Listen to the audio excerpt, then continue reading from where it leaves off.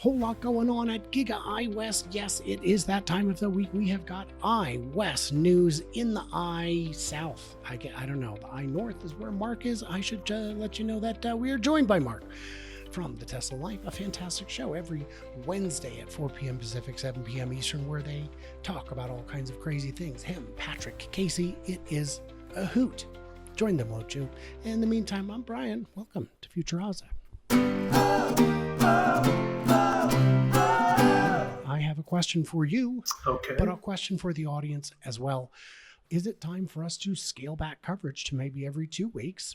In part because the factory, the progress is getting less visible, but also because Zangler has really stepped up his game and his videos are getting very informative.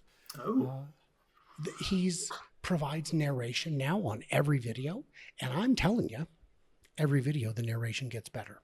Well, we could be out of an analyst job, as you put it, but I don't know. Let's go a little bit longer and see what we can see. But you're right. As the factory closes up on the outside, we're going to have a hard time seeing what's happening progressively on the inside. You can watch things come in and out, but really, it's going to be difficult to see. Well, and the question is also for you, dear viewers at home. Hey, why does my YouTube logo say MX on it? It's weird. Anyway, there's only a few real important things to cover. One is Zangler has let us know that is his natural voice. He was never a smoker, and that some ladies in his life have told him that it's quite appealing. So we got that cleared up.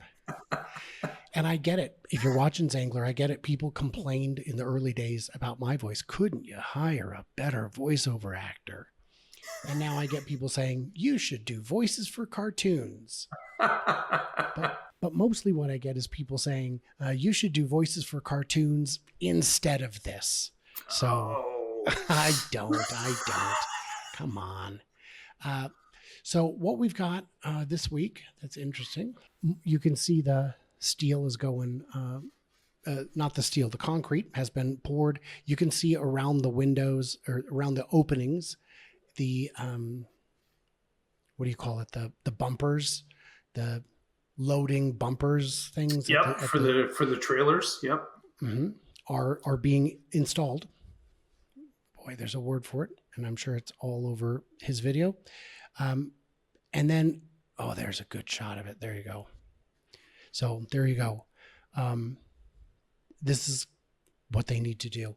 You can see the windows appear to already be in. And then around the back, we've got the stamping cathedral going up nicely. They're putting up a lot more of the roof and the walls. I guess not the walls, but the roof. Very little left to go. And soon this will be closed off and look just like the rest of the building. Right. Yep. They'll be combining it into the rest of the building shortly. Yeah. What'd you call me? A big building full of sick people, but that's not important right now. Oh, right. People seem to like movie references, which is fine by me. Yeah. So I got that going for me, which is nice. I noticed that the support structures for the stamping part are still in place. Like those 45-degree angle irons are still being kept in place, even with partially the roof going up. You can see the X bracket out front as well. So they're starting to add structure to make sure that the beams are not going to twist in the weather there, in the wind, I guess. And what I just noticed is that you pronounce it iron. Iron, yes. That's interesting. Must be a crack in the simulation. Yeah. So that's what's going on at Giga Semi. We've gotten to see some exciting videos. Zangler did share an announcement. Uber Eats or something like that is buying semis. I assume to deliver to local neighborhoods. I'm sure. Yes. I think it was Uber Eats. I am on the road, you guys. In addition to being tired, I've got a little bit of the old food poisoning going on. Yeah. So that restricts my travel to a very limited zone around where I'm staying for safety reasons. Yeah.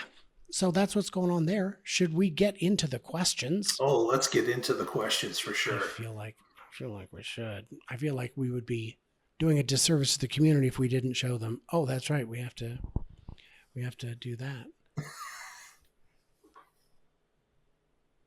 So every week, for those of you tuning in for the first time, we answer questions. There were only 6 questions, although this only ran 2 days ago. So still, that's pretty low.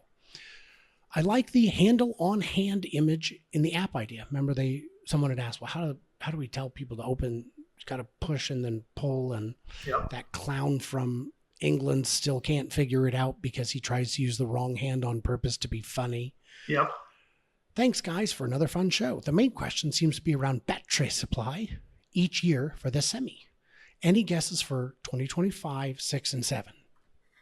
Oh, that is a question right up for the analyst, Brian. That's a little bit out of my ballpark when it comes to guesstimates that far out. It is also beyond my scope. My hope is that 4680 is ramping. That means they would be able to resume manufacturing the 4680 Model Y. And if they do that, they will have surplus 2170 capacity. Every 4680 that goes into a Model Y is one that the 2170s can go in the Semi. I'd be surprised if the Semi isn't form factor and chemistry agnostic. Any battery they make, slap it in. But the 4680s will not be made in enough volume to go into it just yet. And Panasonic can, with Tesla, increase production out of that factory. But in terms of how many, I don't have an answer. Because think of how big the battery is, and even at 10,000 trucks, you're talking 5,000 megapacks of power. That's a lot of juice. Would you agree, Brian, that the 4680, if Tesla could come up with the volume, they would like to place that in every vehicle they have? Only that, if they could get the volume. Yes. Maybe not the Cybercab. Maybe they would prefer to do an LFP battery because it'll last forever and it doesn't mind being charged to 100, and it's a cheaper battery. Yeah. But for everything else, and for stationary, they will continue using LFP, even though tariffs are prohibitive. Because again, the longevity, the capacity to charge to 100 without degradation. So for all the other vehicles, everything from a Model S to a Cybertruck to a Semi, they're going to want to use, our understanding was they want to use the 4680 because it is the cheapest form factor. It is the cheapest battery by volume that Tesla's able to acquire in North America. Thank you, Mark. That was a good question. Why didn't you guys ask that? God. Can you just show about the progress of getting rare earths from existing coal tailings? Right? That's what I said. So I may have mentioned this, but I had some time to myself recently because I couldn't go very far. So I went down that rabbit hole, and it's fascinating. The short answer is right now it's not cost effective. But the good news is those tailings ain't going anywhere. So as it becomes cost effective, we'll be sitting on a mountain of resources. But they're not very common. So that's why you don't hear much about it. If lithium sodium extraction from seawater is needed, wouldn't it make sense to do that from the brine, the discharge of a desal plant? That way you've already removed the water and you've already got concentrated everything else. In theory, that makes sense, but does the science back it up as to are those deposits really rich in lithium or other things because the seawater's already been removed? I'm not sure. That's a question beyond my scope. Definitely beyond my scope. It's a great thought experiment. If anyone has a thought, by all means. Tesla manufactures superchargers out of Giga, New York, right? Correct? Correct. Where do you suppose they'll manufacture the Megachargers? Wouldn't it make sense to do it in Buffalo as well? Like they already have the expertise there. This is just a larger charger with a few different parts, but it would make sense to keep it in Buffalo, New York. I'm with you 100%. While you can make them anywhere, and they've probably made some in Nevada, it would make more sense to me to keep that team, on the ball, as it were. So, yeah, I'm with you on that. But, never say never. And R.A. Monogold wants to know, comment? I'll comment on that. The answer is yes. So there you heard it, guys. You heard it from Mark first. Yeah.